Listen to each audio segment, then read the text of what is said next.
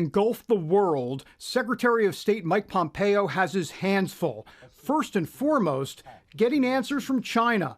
Are they telling the truth about the origin of the virus? And if not, what else might they be hiding? That's where we started our conversation. Do you believe the Chinese Communist Party is lying to the world right now?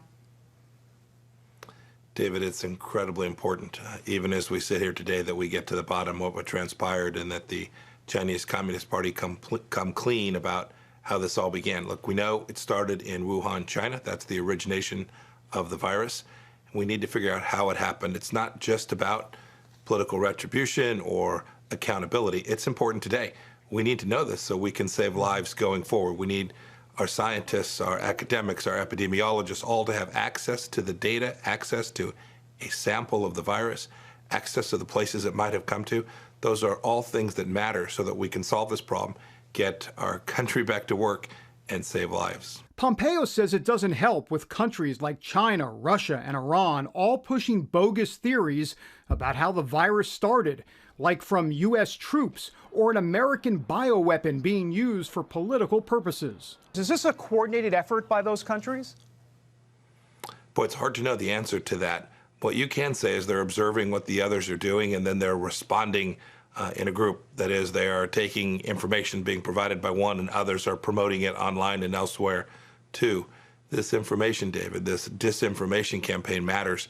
The American people all across the world go to sources to get information for their safety, information for the health and that of their family members. It is nasty when a government runs a disinformation campaign that puts those people's lives at risk and their health at risk. And these governments need to stop, and they need to stop doing it in a coordinated way as well, if that's what's actually taking place.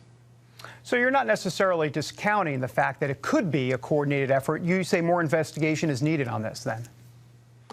We see very similar messages propagated by very similar means. It's difficult to know the level of coordination. What Pompeo does know is the World Health Organization botched its role in protecting citizens. That led the president to temporarily stop providing funding. What would get the WHO back in good standing with the United States at this point? I mean, in other words, what needs to happen? Well, David, it's hard to know. It's important that your viewers understand the history of the World Health Organization as well. This is not the first time that that institution has failed to protect the world. You may recall SARS.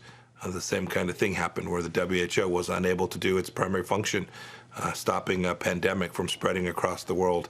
And this time they were unable to. You can see it. They said, don't close your borders. President Trump made the decision to do that and keep American people safe. They were too slow in declaring that this was something that could transmit from human to human. Those are the kind of things that the WHO has failed in. Democrats say it's the Trump administration that failed to take early action against the virus.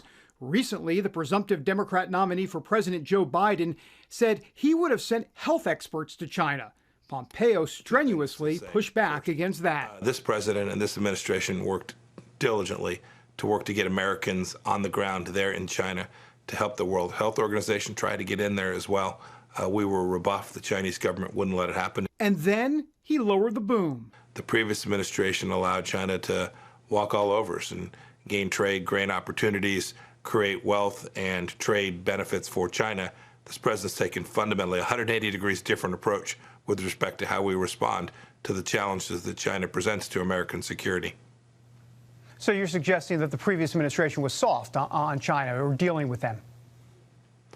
Relative to this administration, they were wildly soft. This administration has been anything but soft on the country of Iran. This week, the regime provocatively launched a military satellite into orbit, and President Trump ordered America's military to sink any Iranian boats harassing U.S. ships. You said that Iran needs to be held accountable for what they've done. How exactly might that happen going forward, Mr. Secretary? What we intend to do is to gather the nations across the world. The French put out a statement today. They, too, know how dangerous and destabilizing what Iran did. I'm confident that there will now be more countries that understand what President Trump has understood since he first came into office, that the Iran deal was a crazy, bad deal, that we all need to move away from it, that the world needs to disassociate itself from Iran, and that the community of nations needs to come together and convince the Iranian regime to cease their activity, which has led to them being the world's largest state-sponsored terror for so many years. Given terror threats in key regions, plus a hidden enemy threatening the world, this secretary faces a challenge not seen in generations. David Brody, CBN News, Washington. Well, we're all facing the challenge, but part of this challenge is this disinformation campaign. It was started out of China, and the Chinese foreign minister is suspect number one in this. He claimed that the virus started with a U.S. serviceman who was in China for some Ironman competition. It was a completely bogus story, and he's since backed off of it, but that's been the narrative. And that narrative has taken off and has been replicated, and they're using tactics that unfortunately we're all too familiar with in terms of planting this kind of story in social media and in news outlets, and apparently there are people more than willing to try to trash the United States in this. And so if you hear this story that somehow or other it's a military weapon invented in the United States and it was planted in China, all this kind of thing, as an American, you look at it and you laugh at it. But realize, I got a report yesterday, in the streets of Mexico, they earnestly believe, the people earnestly believe that this virus started in a laboratory in the United States. This kind of disinformation is long-term damaging to our foreign interests, to the interest of the United States people, and this is a serious matter. In other news, Vice President Mike Pence says the worst of the coronavirus epidemic may be behind us by early summer. John Jessup has that story from our CBN News Bureau in Washington. John? That's right, Gordon. The vice president's optimistic statement comes as states are getting ready to gradually reopen their economies. And there is some good news about the impact of heat on the coronavirus. George Thomas has that story. In Georgia today, life is getting back to normal. Gyms, hair salons, even bowling alleys are open for business with modifications. We're not using our snack bar, we're not using our lounge. Georgia's fast reopening has drawn criticism from the president, who strongly disagrees with it, along with numerous lawmakers. Other states also plan to reopen, but under a more gradual, phased-in approach, as recommended by the administration. At the present moment, 16 states have released formal reopening plans. The White House also encourages all states to restart elective surgeries whenever possible. And promising news, new research by the Department of Homeland Security shows the coronavirus dies quickly when exposed to heat and humidity. Add sunlight, and it dies even faster. In the summer, we know that summer-like conditions are going to create an environment where the transmission can be decreased, and that's an opportunity for us to get ahead. But he says warm weather shouldn't replace enhanced hand washing, mask wearing, or social distancing, which President Trump says he may extend until early summer or beyond, based on conditions across the country. I think people are going to know just out of common sense. At some point, we won't have to do that. But until we feel it's safe, we're going to be extending. The same government lab also tested disinfectants, finding bleach kills the virus in 5 minutes.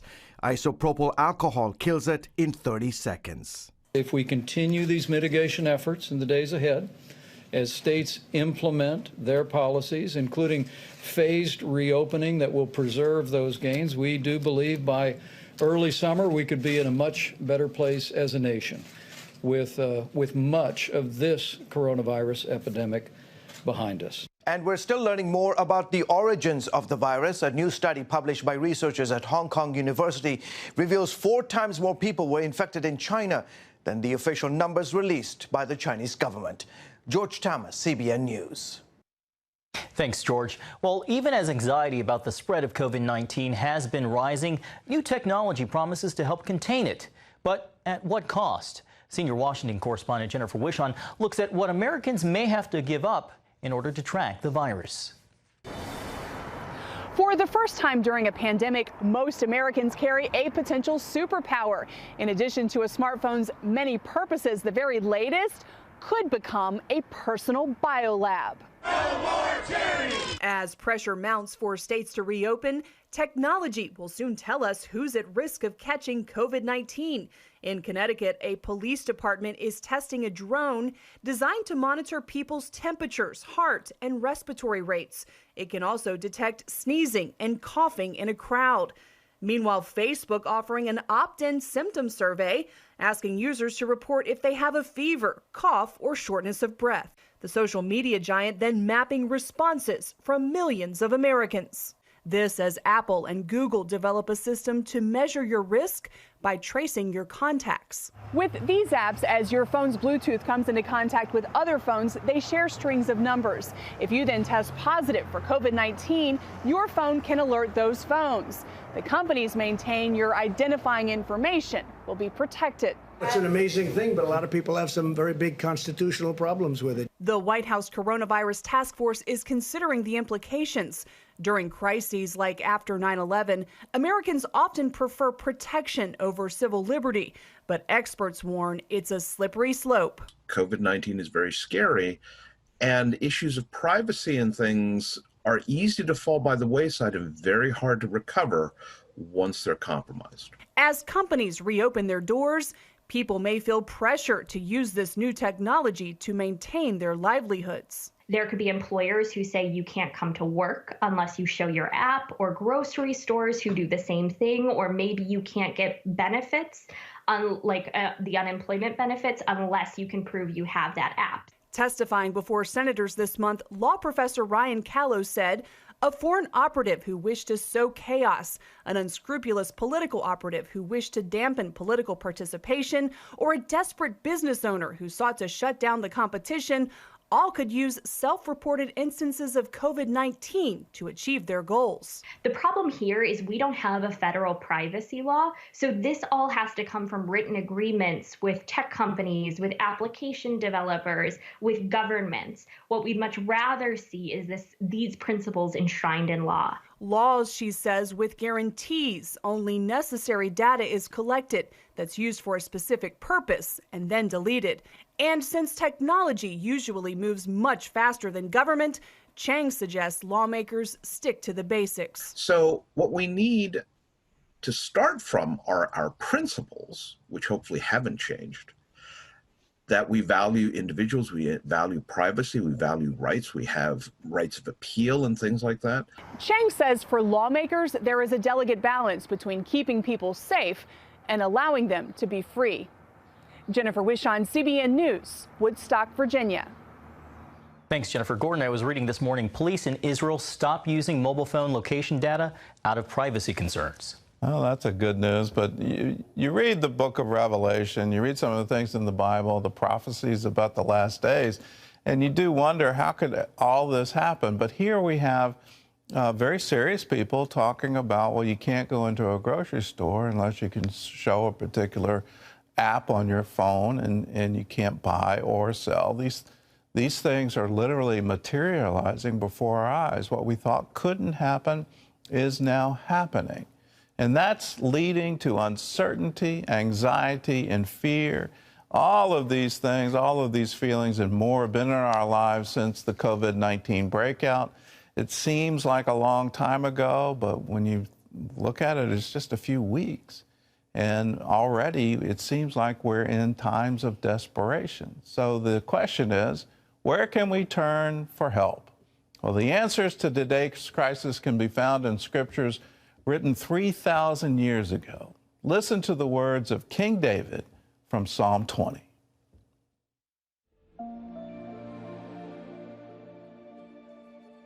May the Lord answer you in the day of trouble. May the name of the God of Jacob defend you. May he send you help from the sanctuary and strengthen you out of Zion.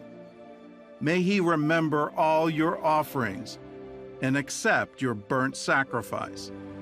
May he grant you according to your heart's desire and fulfill all your purpose.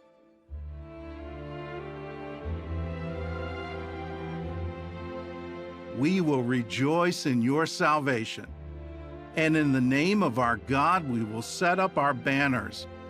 May the Lord fulfill all your petitions. Now I know that the Lord saves his anointed. He will answer him from his holy heaven with the saving strength of his right hand. Some trust in chariots and some in horses, but we will remember the name of the Lord our God. They have bowed down and fallen, but we have risen and stand upright. Save, Lord, may the King answer us when we call.